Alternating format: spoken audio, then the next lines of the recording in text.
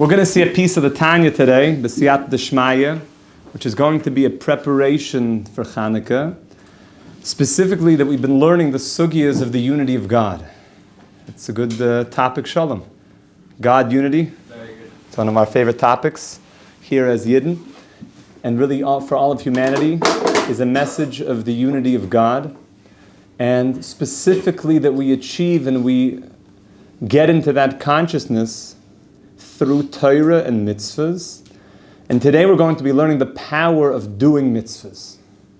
That when you actually do a mitzvah, you bring mega God consciousness into your being. We're about to see a little bit what happens when you engage in actually mitzvah performance.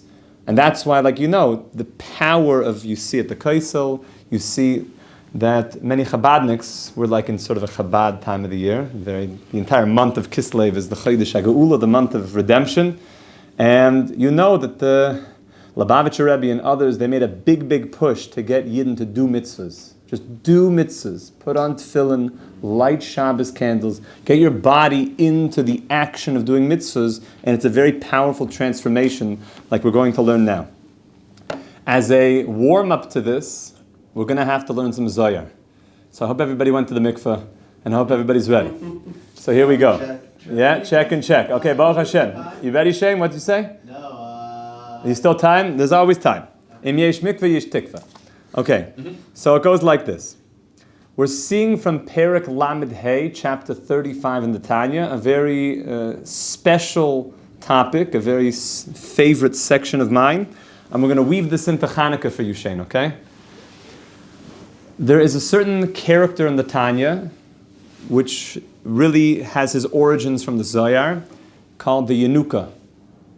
Many people know about the Chanukah, who's alive today, a big tzaddik, who has the power of blessing, who knows the entire Torah, like on the tips of his fingers. He's young, he's in his early 30s, I believe. The Chanukah means someone who is a young child who knows everything, a wonder child. So the Zohar has a wonder child called the Chanukah, who was the son of Rev Hamnuna Saba. And this child shows up in certain places in the Zohar and has what to say. Like this wonder child, this glowing, radiant, beautiful child filled with wisdom of God, all of a sudden in the middle of the Zohar, the Chanukah has what to say. So the Tanya is quoting a piece that the Chanukah was saying. Okay, if you want to look it up, it's in the Zohar in Parshas Balak. Parshas Balak, by the way, has some spooky stuff, just so you know. But over here, it says like this. Behektim Lashana Chanukah. In order to understand the power of what mitzvahs do to you and how God comes deeply into you when you do a mitzvah, we just have to mention some of the words of the Chanukah. Okay? Hold on to your tzitzis. We're about to go on a journey. You got those? Yeah, Yehuda? Okay. Al pasuk chacham einav b'roishai. Who knows what those words mean? Chacham einav b'roishai. These are words, anyone who said these words? I'll give you a hint. King Solomon, very good. The wisest of all men, made a very interesting statement in Koheles, otherwise known as Ecclesiastes, whatever an Ecclesiastes is. But in Koheles, King Solomon said the words, Chacham einav b'roishai. Chacham, a wise man, einav, his eyes, b'roishai, are in his head. What do you say about that? For an utterance of the smartest man, the wisest who ever lived. Do you think, does that seem to show his wisdom? You're saying wisdom is just pointing out the exceedingly obvious. Nowadays, that's also difficult for people. Right? Yeah. So, a bit sad, but okay, that's why we're here. To learn the wisdom of the wisest man who ever lived. So, Shlomo HaMelech says, Chacham eina b'roishai. The wise man has his eyes in his head. So the Chanukah picks up on this from the Zohar, and he says the following: Ki be'an aser einoi de barnash. The wisest man in the world had to come along and tell me that people have wise men have their eyes in their head, as if to say that where else would they be? Meaning what? One person might have his eyes in his elbow, somebody might have their eyes in their kneecap, another person has their eyes on their cheek, but a wise man keeps them in his head. Somebody did tell me that this is a type of art form that somebody had an ear sewn onto their bicep. I mean that. My father-in-law and I were giving a shir, and somebody mentioned that they sewed an ear on and they connected the ear to a type of fiber optic link that picked up on sound, and that the sound went into the computer, and they were able to receive information in their computer through the ear that was sewn onto their arm. Why did they do that? Because you can, and it's art. Why not? So so it could be that maybe Shlomo HaMelech had to point out that a wise man would put eyes in their head as opposed to gluing them other parts of their body, or ears. Make sure you keep your ears on the side of your head as opposed to gluing it on other parts of your body. It could be that that's what King Solomon was saying. The Chanukah says, though, where else would it be? So says the Chanukah. You ready for the Chanukah to light us up here? Elakra hachihu vadai. Says the Chanukah, what is King Solomon really talking about when he says that the wise man has his eyes in his head, or on his head, if you will? So he quotes a famous halacha. A halacha that we all know. If you open up a Shulchan Aruch, you will see this halacha. The halacha is the following. Lo yahach barnash begilui dereisha arba amos. A person should not walk without his yarmulke on for 4 amos, about 6 feet. Anybody ever learned that halacha before? You're not supposed to walk anywhere without your yarmulke, at least not 4 cubits, about 6 feet. What's the simple reason? Always remember God. So the yarmulke represents God consciousness. There's something above me. And a person who throws off the yarmulke and he walks around as if to say there's nothing above me. And 4 cubits is the space of a human. Like, I need my space. Like, I need some space. That is the space, kind of the living space of a human being. And therefore, a person should not walk 4 amos without a yarmulke on. Sometimes people find it hard to believe. I was speaking to some of the Chevra about this, that we were talking about tzitzis. So I told them, I said, my kids have never seen me with my tzitzis on. They've never seen me. Or my yarmulke on. Wow. Their whole life. When would they see me without my yarmulke and my tzitzis? No, like, what do you mean? Like, you probably just throw it off and do stuff and take off your tzitzis and walk around. Like, whoa. Maybe you're supposed to have a certain amount of self-dignity. These are things that a person starts to think about a little bit. Start contemplating these things. So says the Chanukah, a person shouldn't go daled amos without a yarmulke on. You want to know what the Chanukah says, though? My taima. What's the reason why you don't go daled amos without your yarmulke on? The shechina shari al reishay. Because you know what's on top of your head? The shechina. The shechina means when God comes and makes himself present and relevant and relatable in your life. That there's a God who's not far, far away. That God is, shechina means shochein. It's the same language as your neighbor, your shochein. That God comes and is close to us, is intimate with us. Is so close that he's on top of your head. He's right here, like mamish. And the kippah is one of the signs of that. That's why some people wear 2, because it's higher levels of shechina. It's a whole discussion. And higher levels of your neshama. The highest parts of your neshama are where the shechina intersects. So the kippah is this place on top of my head. And therefore, what was the Chanukah really telling us? And what was King Solomon really saying? A person, where should the chacham have his eyes? In his head, right? As opposed to where, Gabriel? In his toe? In his knee? In his elbow? Doesn't mean that he should have his eyes here as opposed to there. means the wise man has his eyes looking up to his head. Because what's on his head? The Shekhinah, right, Itai? The Shekhinah is there. So look where he goes with this. The kol chacham einoi umilui bereisha inun. The wise man has his eyes looking to what's on his head, not in his head, obviously, as opposed to the people that are gluing eyeballs onto different parts of the body, like we said, or ears or different things. No, eyes looking on top of the head. Bahahu deshar yivakaim al reishe. That which is on top of my head, the godly presence. Now watch this. Vekad einoi taman. And when you look over there of what's happening on top of your head, what will you see?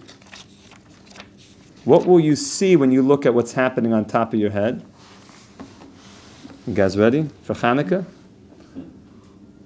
Linda, you will know, if you start becoming a wise man who looks at what's on top of your head, Tahahu nahoira, adlik al reisha, there's a fire. There's a fire burning on top of your head. Don't worry, it's not physical. There's a fire that's burning on top of your head. What's this fire? Eish. This is the Shekhinah. This is God's presence. God's presence is like a fire, and it's burning on top of the head. By the way, that presence gives you power, gives you the ability to guide yourself in a dark world. You know, when things are dark, you're happy that you have a torch. And we're like, where's my phone? It's dark. What if you just had a torch connected to your head? You could just go through this world. And it's not a torch that's only for darkness. Because oftentimes by day it's very, very dark, spiritually. So imagine you have a torch on top of your head called the Shekhinah, and you could walk around and navigate where to go. But there's only one thing. There's a caveat. And here the Tanya is coming to... We're still in the Chanukah, we're still in the Zohar. Okay, you ready for this? So, the wise man, we said, is his eyes looking onto his head, because he wants to make sure that the light is always burning, the light of the Shekhinah, that the torch is always burning. But says the Chanukah, there's only one thing. Itztrich lemishcha. The flame needs oil. We're all about to go, a lot of the Chevra, we're about to go to Mea Sharim now and buy all sorts of accoutrements for Chanukah. We light here with oil in Eretz Yisrael. Also, many people in Chutz La'aretz light with oil, wicks and oil. Highly recommend everyone to light with oil. You put a wick in and you light it. Does it light? A wick and a flame, does it go? For a moment. For a moment. What do you need to keep the flame going? Oil. Need the oil. Need the oil. The wick will draw up the fuel, will draw the oil and allow for the sustaining of the flame. In this case, the Shekhinah to remain, God's presence to remain with you. So what's the oil and what's the wick? We know what the flame is, that's the Shekhinah. So how do you fill in the blanks? What's the oil and what's the wick? Any guesses? The oil, olive oil. Torah. So, yeah, olive oils are good. So what's the olive oil? Says the Chanukah. Begin the gufa de barnash. You could have probably figured this one out. The goof of the barnash, the body, you and I, our body, is the wick. Right? This is a wick. This is one big wick. Your body is a wick. And the Shekhinah wants to be lit on the top of your head, wants to be glowing, wants to guide you in this world, wants to make sure that you know how to navigate a very confusing place, a very meshugadika place, meshugadika place nowadays. It's getting crazy, right, Yehuda? Meshuggah is a good word, right? Yeah. It sums the whole thing up. So how do we have the sanity, how do we have the consciousness to guide through the choshech, to guide through the darkness? We need to keep the flame lit. We need some oil. Says the Rebbe. Ushloima malkat savcha. And King Solomon was screaming out, the Amar, V'shemen al roishcha al yechsar. And oil upon your head do not ever be lacking. It sounds simply like you should always be able to anoint yourself, just oil. Seemingly, that's the pshat. And just to have oil and to be wealthy with oil. But what did he really mean? What's really being said? Dahana hayr de beroisha itzrich lemishcha. Al pisoid, it means that the flame on top of your head is going to need fuel. You got to feed it fuel. Otherwise, it just goes out. Ve'inan, what is that fuel? What is that shemen zayis? Oivaden tavin. Mitzvahs. Mitzvahs. Good deeds. When you are involved in mitzvahs, you are filling up the oil. Literally, you're just this wick, and you're like jumping in the oil. When you're doing a mitzvah and you're putting on tefillin, you're literally becoming all oiled up, oily. That the Shekhinah is lit up. Shining, bright. And you know what's interesting? You ever tried to burn something with dirty oil? How does it burn? With ash and smoke? Yeah, it's smoky. It'll burn, but it's a bit, sooty and not exactly such a fine light. But imagine you put in, or we're going to go to Valas, Shemen Zay Zach, the pure olive oil. How does it burn? So nice. How do we get the light of Hashem to burn very, very pure, very clean? We're going to learn together. You put your love into the mitzvahs. You put your love into the mitzvahs. You put your love into the good deeds. You put your neshama into it. But the main thing here is the good deeds. We're going to see. This is going to be a big topic. Is you are the Chanukah candle. Chanukah is about literally lighting yourself up. And that light will guide you. Chanukah comes at the darkest time of the year. At the end of the month, everything is like going wrong. The darkest time of the year. The Maharal says this is the darkest time. And Chanukah makes the transition from dark to light. When things begin to have hope again. The darkest time of the year, down near the ground, Lamatan Asar Tfachim, in Tevis, which is a month also that was taken by Esav, all the months, Yaakov and Esav fought over the months. That's a very deep concept, that each month in the Hebrew calendar kind of belongs to a certain energy. And Yaakov and Esav are fighting over them. That's what they were fighting about. They're really fighting about Chanukah and fighting about the little jar. What did Yaakov leave behind? Jars. Little pachim katanim. These little jars. What was that jar? Chanukah? That was the Chanukah oil. That was the oil. They were fighting over who's going to have the Chanukah oil, who's going to be able to pour the oil and have the godly presence shining for them. And we're fighting. We're fighting against evil. We're fighting because all the forces in the world are telling you not to do mitzvahs and not to have Torah. And we're fighting and we're pouring oil on our heads. It's like, what a visual. It's the oil of mitzvah and of Torah. You are the wick. Also, the pure your wick is, which is very important. Healthy diet, healthy lifestyle. Take care of yourself. If you got a wick that's all like gnarly, not so good, right? Got to get it some TRX, X3. It's another one. It's bands. You guys seen X3? You know that one? Big gains. Big gains. You got to get into good stuff. Good stuff. That you got your wick has to be healthy. Can't take a wick. You take a little piece of paper. Put a piece of paper into some olive oil. Try to light the paper. Does it light? Does it sustain? You need to have a nice wick, some flax, some cotton, pure stuff. It's got to be good. You have good olive oil, mitzvahs. And then you light that, and you're going to be able to guide your way through this world. We also light the Chanukah on the right side of the door or the left side of the door? Right side. So the right side is the mezuzah. Oh. The left side, Chanukah. The left is always, usually, be careful with the left. Up in heaven, just remember this. If anybody ever tells you in heaven to go left, just run to the right. Okay? Now you know. Well, wouldn't what if they're facing us? Wouldn't Our right be there left? You're right. Go to the right. Run to the right. But Chanukah brings light to the darkest of places. So when you light your Chanukah, you have the mezuzah on the right, the Chanukah on the left, and you're in between them, and you're wearing your tzitzis. You're surrounded with mitzvahs.